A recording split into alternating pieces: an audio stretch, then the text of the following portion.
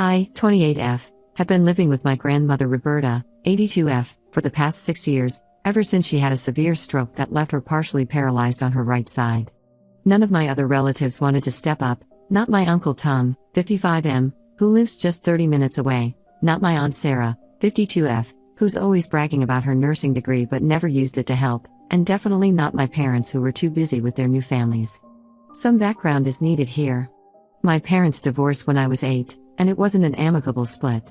My dad immediately moved in with his girlfriend, now wife, and my mom spent most of her time dating different men, trying to find herself or whatever.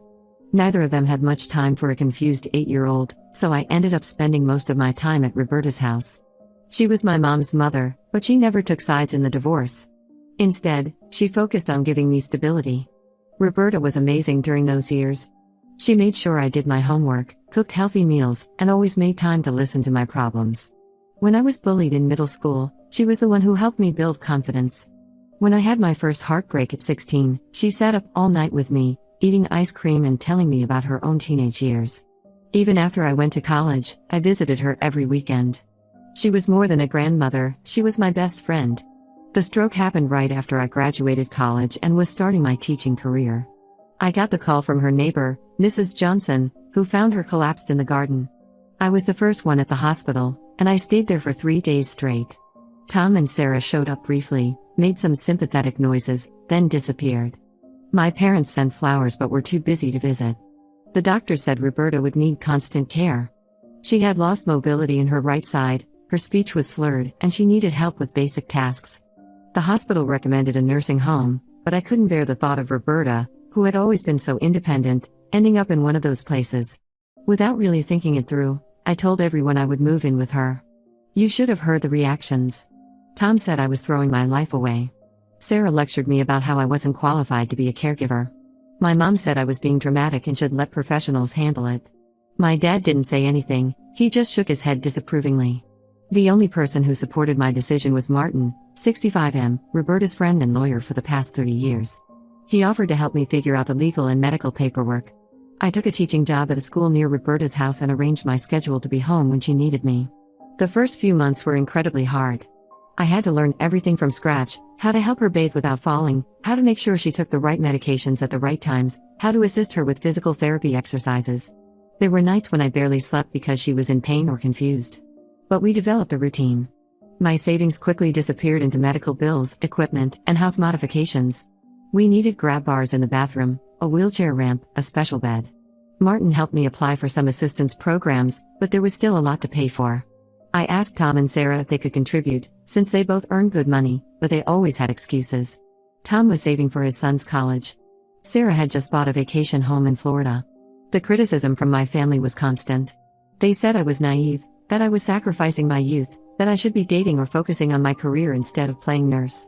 Some of them even suggested I was after Roberta's money, which was ridiculous. Roberta lived comfortably but wasn't wealthy. She had her modest house and some savings, but nothing that would make anyone rich. As time went on, most of the family stopped visiting altogether. Tom would show up every few months, stay for exactly 15 minutes, then leave with some excuse about a meeting. Sarah called occasionally but never visited. She was always too busy with her yoga retreats or art classes. My parents were wrapped up in their new families and rarely called. The only regular visitor was Martin, who came by every week without fail. He would bring groceries, help me sort through medical bills, and just sit with Roberta, making her laugh with stories about their younger days. He taught me how to handle insurance companies and helped me set up a system for managing her medications. Things got harder last year when Roberta's health started declining more rapidly. She needed more care, so I had to reduce my teaching hours to part-time. This sparked another round of family drama. Tom actually called me stupid for cutting back on work. Sarah started telling everyone that I was manipulating Roberta, trying to get written into her will. My mom posted passive-aggressive comments on Facebook about people who take advantage of the elderly. The situation exploded last month when Tom made a surprise visit. He found me helping Roberta sign some papers. They were just routine medical forms authorizing her monthly prescriptions, but Tom immediately assumed the worst. He started yelling about elder abuse and how I was trying to steal Roberta's money. Roberta tried to explain, but her speech issues make her hard to understand when she's upset, which only made Tom more suspicious. Now my phone is constantly buzzing with messages from relatives I haven't heard from in years. Some are demanding I move out and let them take care of Roberta. Where were they for 6 years? Others are threatening to report me for elder abuse. Tom is talking about getting power of attorney.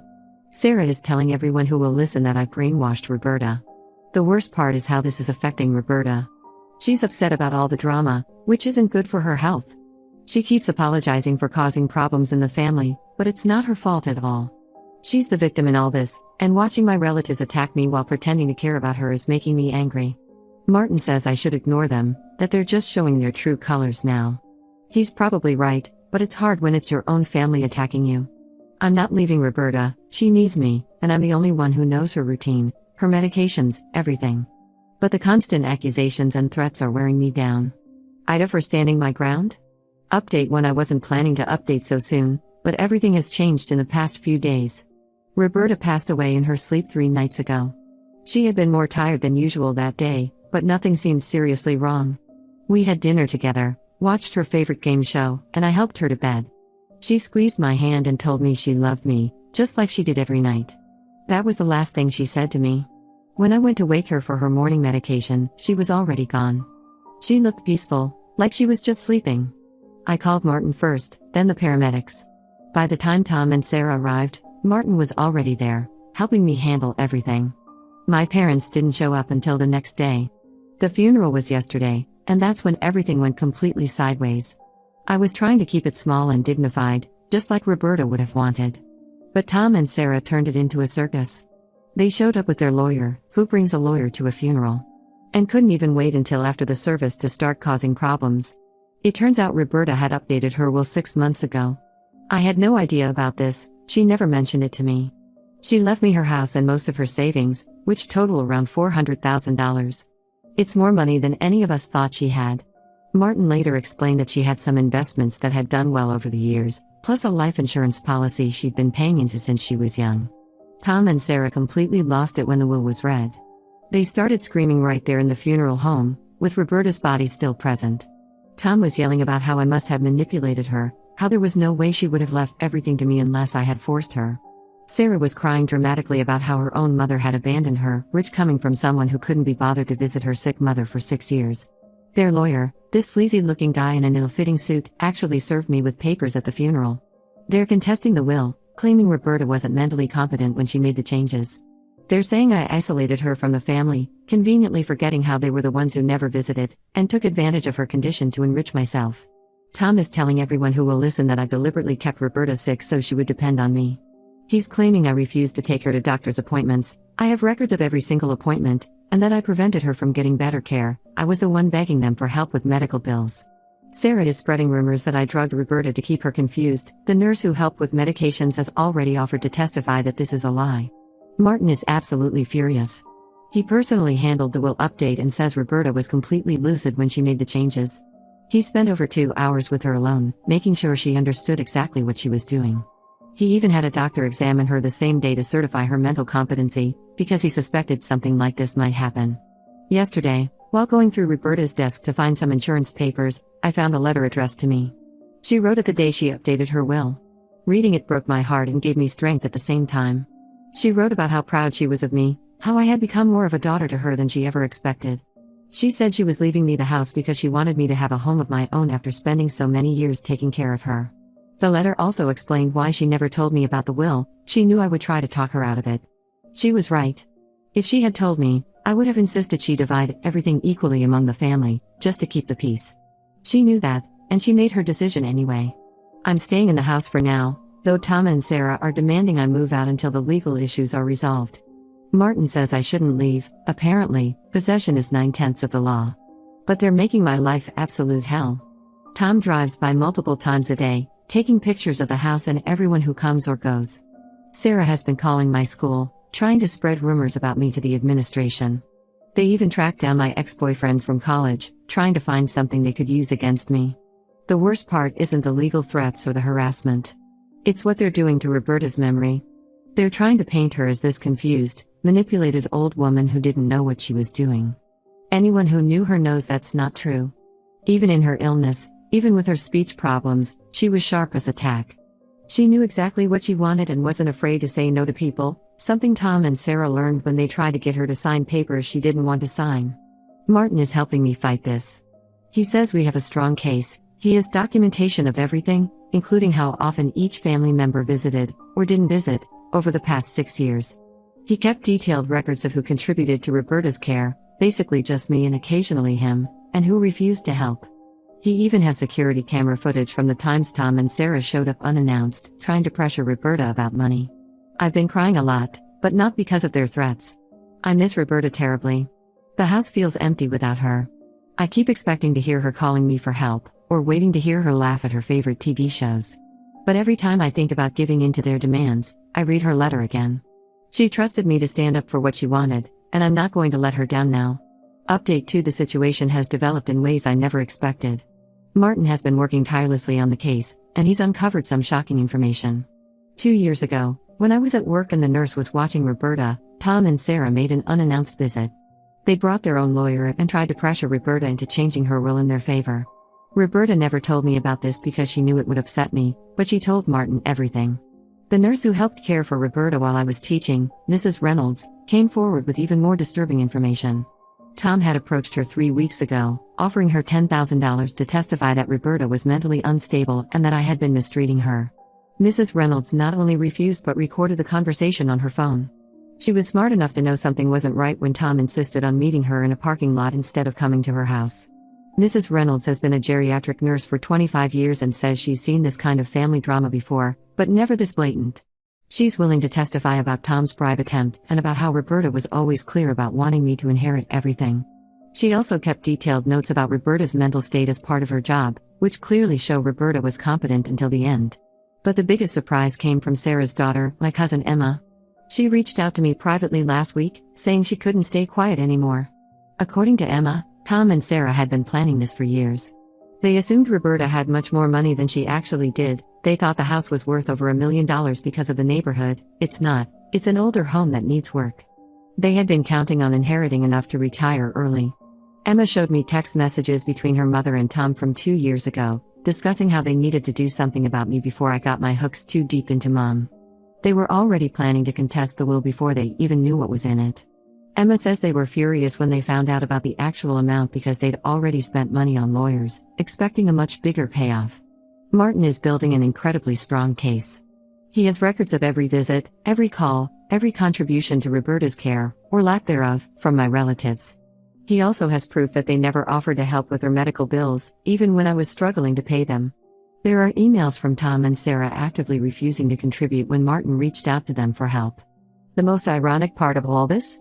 Martin says Roberta had originally planned to leave the house to me but split the savings between all of us. She changed her mind after Tom and Sarah's attempt to force her to change the will. She told Martin she couldn't trust them with any money after seeing how they behaved. The harassment has gotten worse since Mrs. Reynolds came forward. Tom has been telling neighbors that I'm paying her to lie. Sarah posted a long rant on Facebook about nurses who overstep their boundaries and greedy relatives who steal from family. They've even started harassing Martin, sending him threatening emails and filing complaints with the Bar Association, which were immediately dismissed. My parents finally picked a side, the wrong one. My mom is saying I manipulated her mother against her, conveniently forgetting that she barely spoke to Roberta in the last 6 years. My dad, who hasn't been to the house since before Roberta's stroke, is suddenly concerned about family legacy. Martin says their case is falling apart. Their lawyer actually approached him about a settlement. They'll drop the case if I give them each $100,000. I refused. It's not about the money anymore. It's about honoring what Roberta wanted and not letting them get away with trying to destroy her reputation. The stress is getting to me, I won't lie. I had to take a leave of absence from teaching because Tom and Sarah kept calling the school. But I have support. My students' parents, who knew Roberta from when she used to pick me up at school, have been bringing meals and offering help. Mrs. Reynolds stops by regularly to check on me. And Martin has been incredible, handling everything with a calm determination that makes me feel safer. Emma is paying a price for helping me. Sarah has cut her off completely. But she says she doesn't regret it. She told me she was tired of watching her mother and uncle try to profit from a situation they never helped with. She's one of the few relatives who actually visited Roberta regularly, and she says she knows I did the right thing. Update 3: The court case is finally over, and we won completely. Tom and Sarah's case didn't just fall apart, it exploded in their faces. The judge was visibly angry by the end of the proceedings, especially after hearing about their attempt to bribe Mrs. Reynolds. The most dramatic moment came when Martin played the recordings he found on Roberta's phone. She had apparently started recording conversations after Tom and Sarah's attempt to change her will. There were multiple recordings of them mocking her speech difficulties, complaining about having to visit her, and making snide comments about me. In one particularly damning recording, Sarah can be heard telling Roberta that she's too much work and that she should just go to a nursing home so everyone can get on with their lives. These recordings were from just months before they claimed she was mentally incompetent, and they clearly showed she was aware and sharp enough to document their behavior. Tom actually stood up and tried to object when Martin played them, as if he was in some TV courtroom drama. The judge shut him down hard. Mrs. Reynolds's testimony was devastating to their case. She brought 6 years of detailed notes documenting Roberta's mental state, her daily activities, and her frequent expressions of gratitude for my care. She also testified about Tom's attempt to bribe her, playing the recording she made of their parking lot meeting. Tom's face turned completely red, and his lawyer looked like he wanted to disappear. Emma testified too, even though Sarah threatened to cut her out of her will if she did. She told the court everything about her mother and uncle's plans to contest the will before they even knew what was in it. She also brought text messages showing them discussing how to force me out of the house once they got control of it. The judge not only upheld the will but also ordered Tom and Sarah to pay all legal costs. He added a restraining order without us even requesting one, saying their pattern of harassment was concerning.